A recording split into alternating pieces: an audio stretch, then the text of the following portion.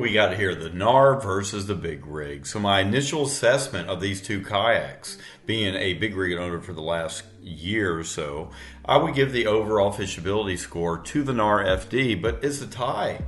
Maneuverability and trackability will go to the Knarr, but the stability and the functionality would go to the BigRig. Maybe because I'm just a little bit more comfortable with the 3 extra inches in width that the BigRig has over the Knarr. The Knarr has 37 inches wide, and the BigRig is at 40.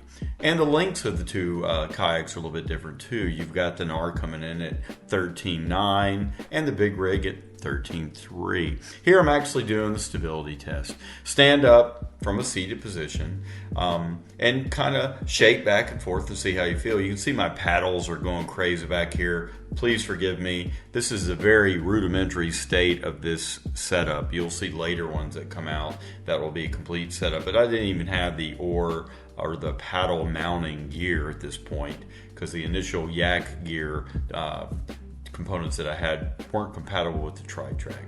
I'll explain that later in the later video. But here I actually stood up, did a 360 test, turn around, see how well I feel, and I didn't feel that stable. You can see I had to grab the seat. But yeah, so the next test was actually maneuverability and speed. Okay, so we have miles an hour, so let's go ahead and crank her up and see what we can get to.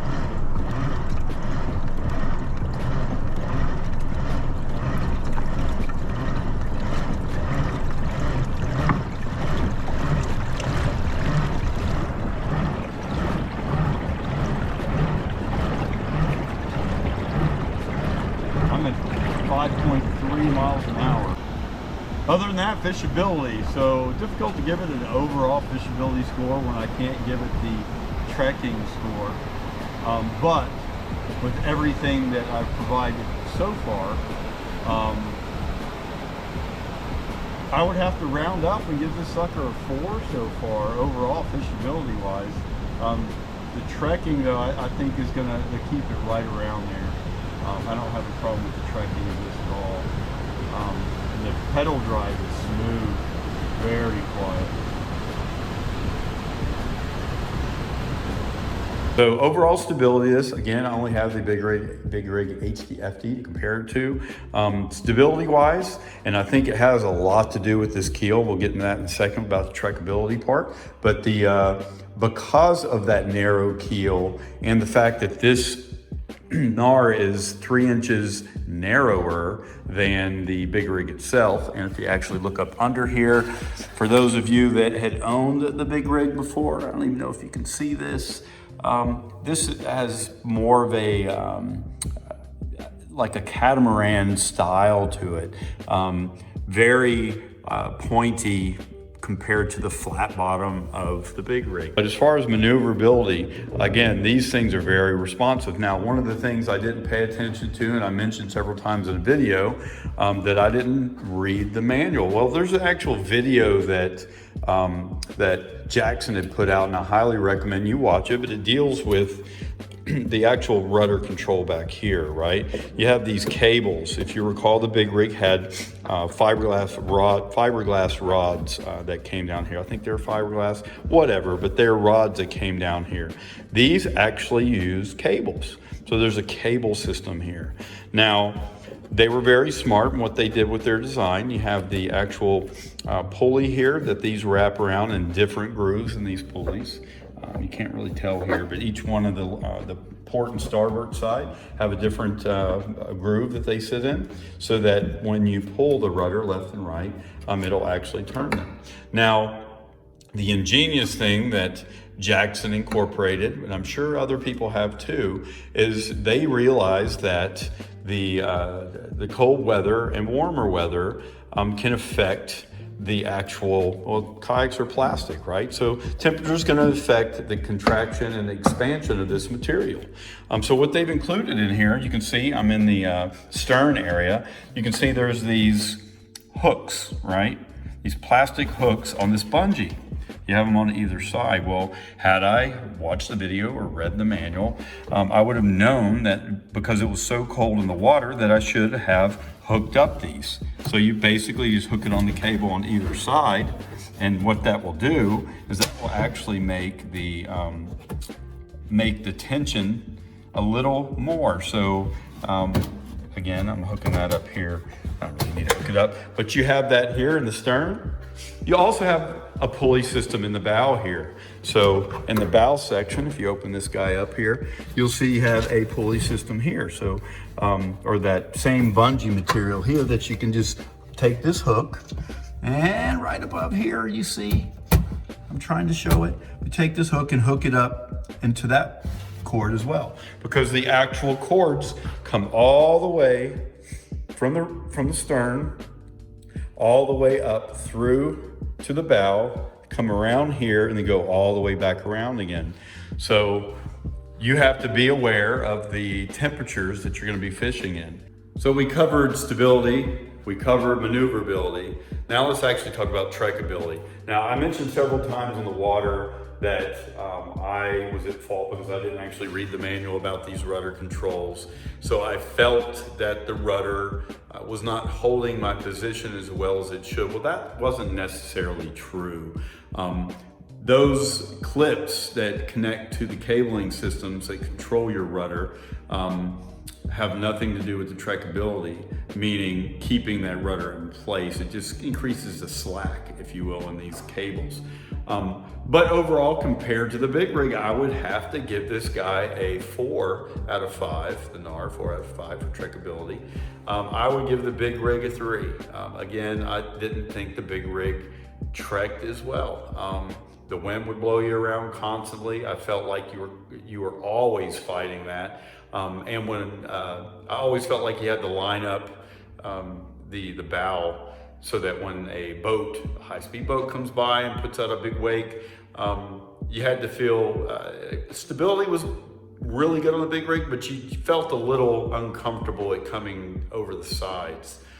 With this, it cuts right through them. You can just slice right through it. So I would give, again, this kayak a 4 out of 5 for trekkability. It holds true, it keeps that trek, and I imagine with a decent trolling motor that has GPS or spot lock, you would have no problem with this. I'm gonna be putting that on here eventually. I've got the XI3 that I took off the BigRig, so I just have to figure out the electronics. I'll do another video on that. But yeah, trekkability, 4 out of 5 for the Knarr, 3 out of 5 for the BigRig. So the last bit of the overall fishability score of this kayak, functionality, everything has an itty involved. But the functionality of this is the overall, I guess, organizational properties, how everything is within grasp, how everything feels to you. Do you have enough cockpit space? Do you feel confined? The storage systems, everything else, that's the functionality piece. So let's cover the overall functionality of this kayak. I didn't initially, but I do enjoy the rod holders here. Now the problem that I have with these rod holders, again, I have them in the highest position here. The problem that I do have with these rod holders, again, you can have 3. The BigRig only allowed you to have 2 in the front. Now you have 3 on either side, so it's a total of 6 rods. But back here, the only issue that I had was that when you adjust the seat forward or backwards, it would actually hit the reels themselves. You can see the seat, right? It would hit the reels and pull the reels out of the rod tip protectors. And then the same thing, if you slid forward, it would grab those reels and send everything forward and pull them out of this this holder here. Maybe that's on me and not positioning these things the correct way, but maybe that's just me. The other thing, functionality wise, I didn't really like, and you may wonder why I have the paddles here, right? It's not because they look cool and I like to catch wind or whatever. But they wouldn't go on this tri-track. I'll talk about the tri-track in a second. They wouldn't go on this tri-track because of the rudder control. So if you have one of those Yak Roto Grip gear rod holders, which is what I had, or not rod holders, but paddle holder, mounted on the side, it would interfere. Mounted on top, it would interfere. Even on the inside, it would interfere. Not that you'd have your paddle on the inside. But now I have to get the yak gear double header, I think is what they call it, the one that comes out with a Y, right? And that would prevent this from knocking your paddle off. The other thing with regard to the tri-track, what I love is the fact that it's a tri-track. This thing, when I first saw it, I thought maybe it was plastic. I don't think they ever mentioned the fact that this is actually metal. And it runs the entirety of this kayak. I mean, the entirety of the kayak. I mean, the BigRig had a lot of Trek mounts, but this thing is just amazing. I mean, it goes all the way back. The only place you don't have it is with these rudder controls. I'm almost tempted to put a loop over. Anyway, I'm kidding. No, you don't need that much track, but it goes all the way back to the stern, all the way to the bin, right? Back here. Just so many options. And then you also have the one that's everyone's used to, that the BigRig had as well, right behind the seat.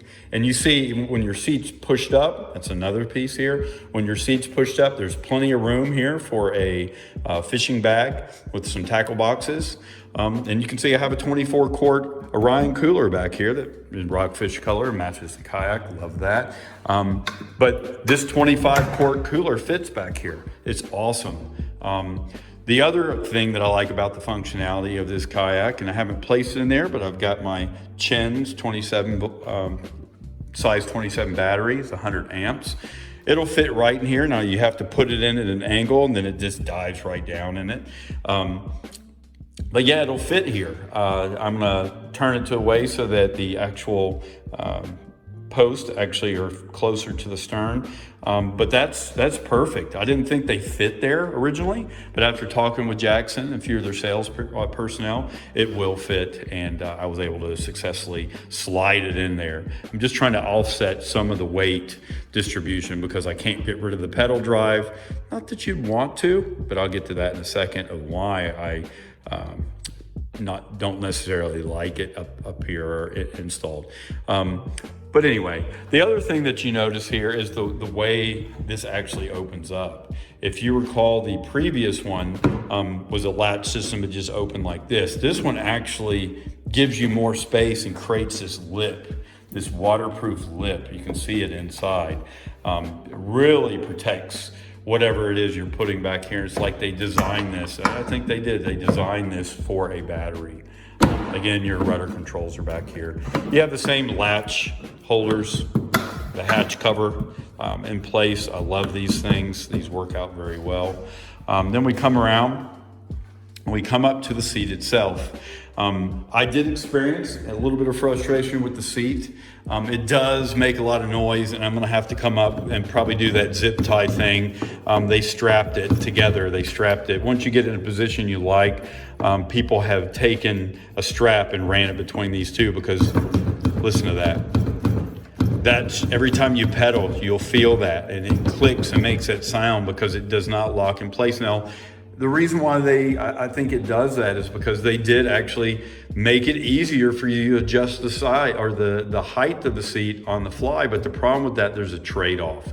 There's just too much of a gap up top so that you're always hearing this sound when you're pedaling. Now, I could think that that would potentially scare the fish.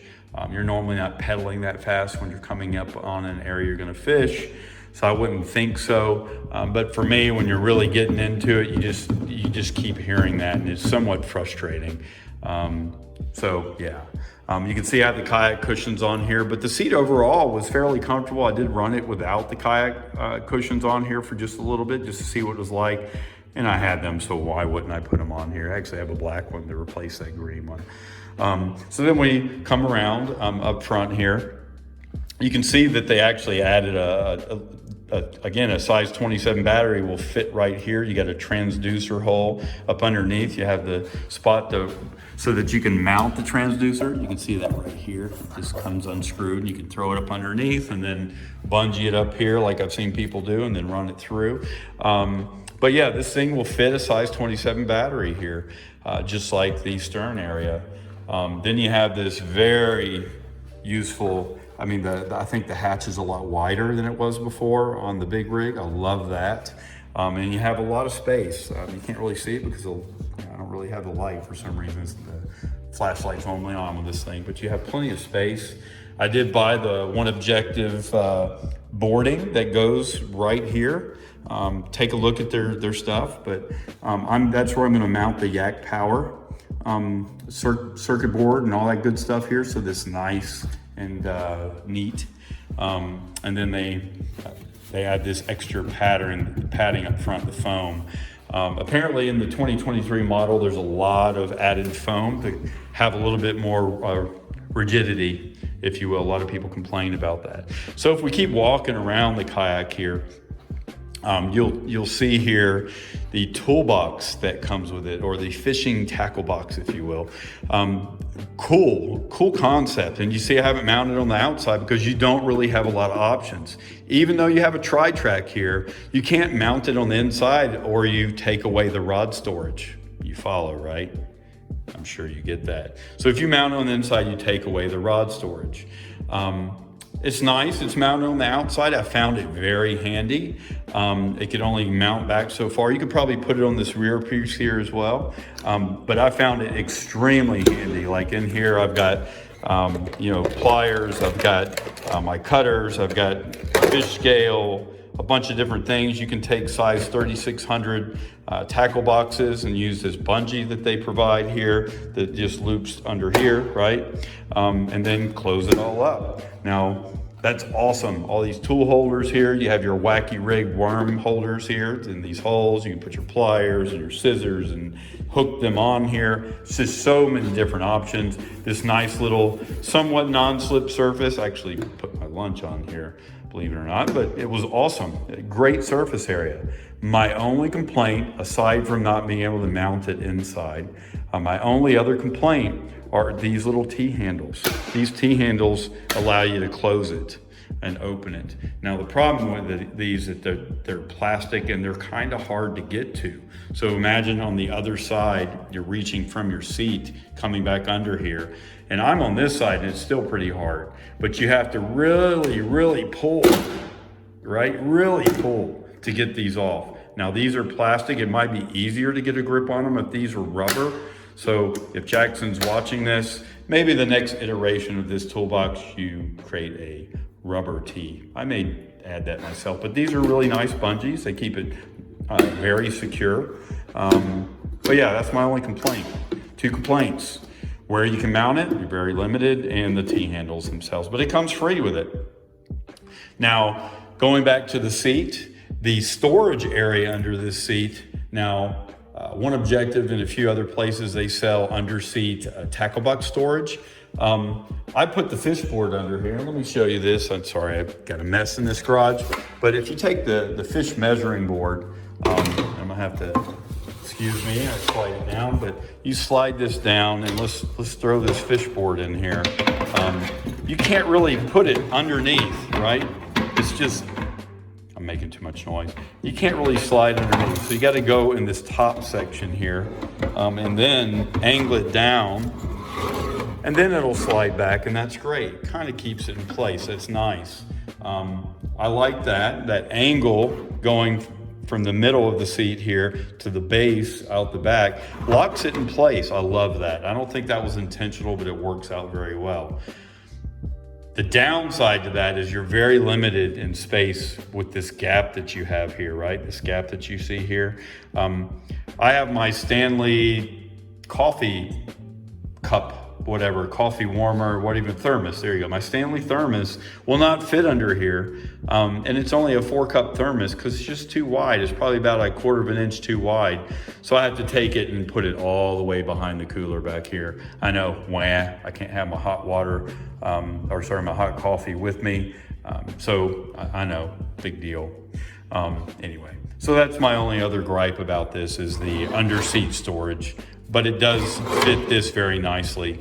But if you take a look here, you're limited on the amount of space, and it's going back to the pedal drive again. And I'm sorry I'm talking forever here, but it was my first 4 hours on the water, and I thought I'd give some people some tips and stuff. But I had deleted the pedal drive out of my HDFD once I got the trolling motor, and I felt comfortable in how long it lasts with the 100 amp hour battery, which is easily 2 days at 10 hours a day on the water.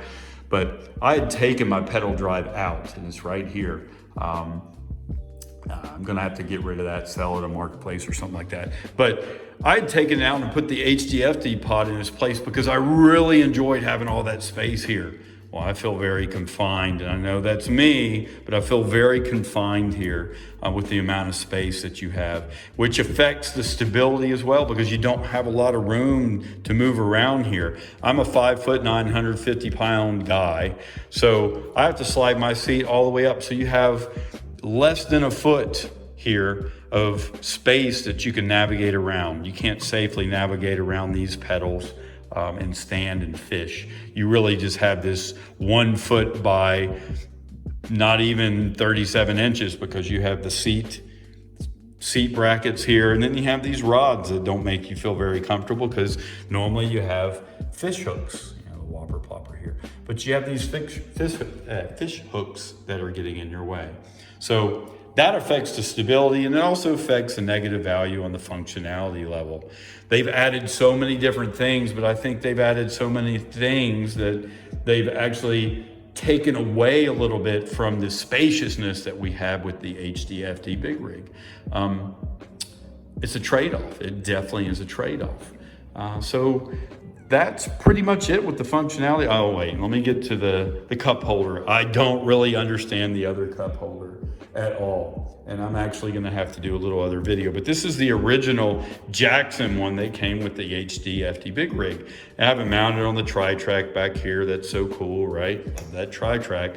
And this one just screws on. Now originally it was actually on the BigRig, it replaced one of these and sat up here, but I can't do that anymore because of the rod storage. I like the rod storage. I don't have to mount them on the roof of the vehicle anymore, and very stable and secure when you're actually trailering your kayak. But originally I had that cup holder mounted here. Well, I'm not going to do that because it interfere with my rod storage, so I put it back here. Now the one that came with it, I'm going to go ahead and stop the video and grab it. So I talked about the cup holder and what came with it, right? So let's take a look at this thing. Little weird how they design the actual holder. You would think, okay, it mounts up underneath. It does not. It mounts on the side, and let me show you. So they give you this bracket, right? Standard little bracket with your little T-handle, right? And it mounts anywhere that there's a track. That sounds awesome, right? So let's mount this on this track right here. Again, tri-track is awesome. I'm gonna tighten this down. Let's say we do want this cup holder up front because we want it right by our pedals, right? Let's take this cup. The cup should slide down right here. Well, notice it's at an angle. And the reason why it's at an angle is because it's mounted to the tri-track, and this is just the way it works. So they should have designed this bracket, right, to cut out here, or not even have this piece. I don't know. Something should have been done to make this more flush.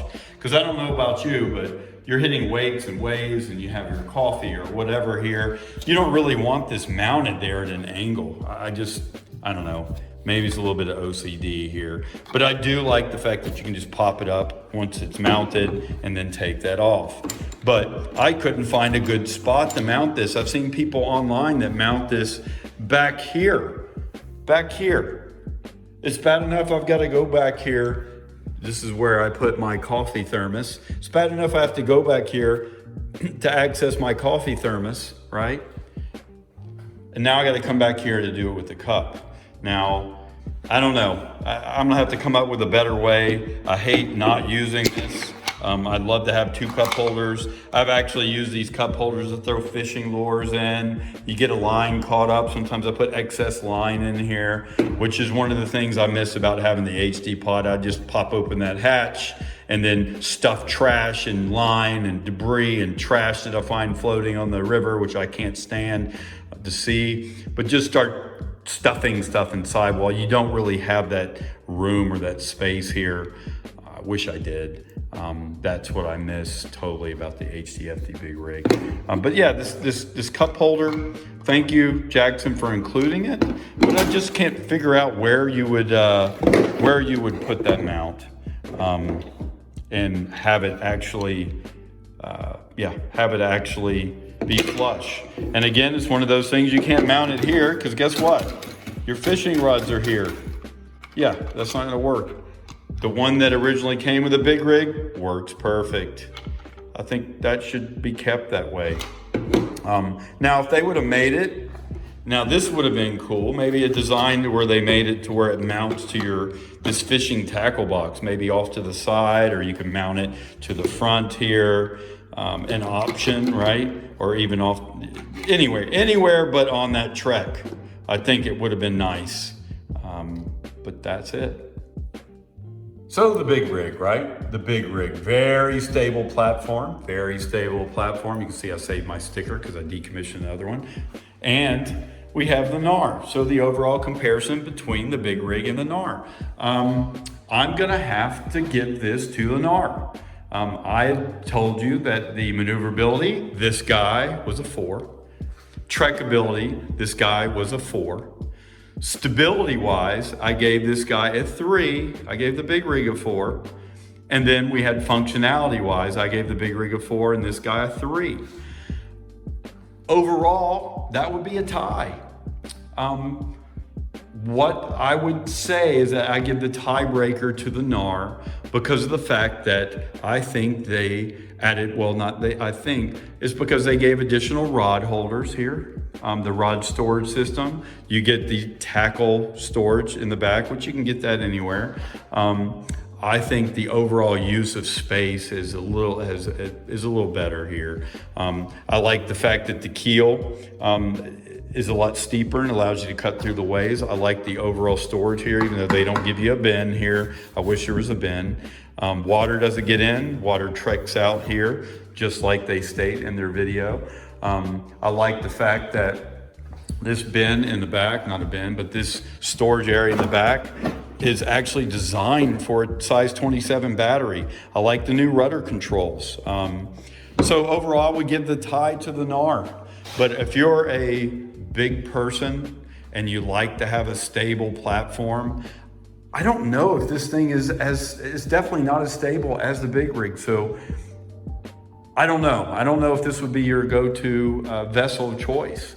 You need to get on one. And if you live in the Northern Virginia area and you want to test mine out, by all means, look me up. I'd be more than happy to meet you somewhere, and I'd love to try your kayak as well. But overall, a tiebreaker goes to the Knarr, just for the overall functionality that they built into it. Even though I gave this a lower functionality score, it gets a little bit confusing. They added new things, but when they added, they subtracted. But those things they added, I think, gave a little more to it. And I enjoyed a little bit more the extra 2 rod holders, the fact that they gave battery storage options for the front and the rear, and even for the front hatch up here. So yeah, the pedal drive itself, this is probably what I'd give it that extra little nudge to. So hats off to Jackson for making a very quiet pedal drive system here. Very fast too, 5.3 miles an hour at my top speed. And I wasn't really cranking that hard. I wasn't breathing that hard. And I didn't have the seat positioned all the way forward like I should. It is in the high position, which you're gonna need to get that extra thrust. But 5.3 miles an hour, I can't even imagine what it's gonna be when I put that trolling motor up front. I bet you we're gonna hit 5.5, if not 6 miles an hour. So overall, I would give it to the Knarr for the tiebreaker. Anyway, let me know what you think in the comments below, whether or not you have a Knarr and how you feel with my my judging of this. If I missed something on this, let me know, and I'll be more than willing to go back and review it. Or hey, I'm not locked, I'm not set in stone here, so, or cut in stone, whatever you want to call it. I'm just as flexible as this kayak is for anyone that wants to add stuff to it. But anyway, take care, enjoy, and tight lines, and have fun.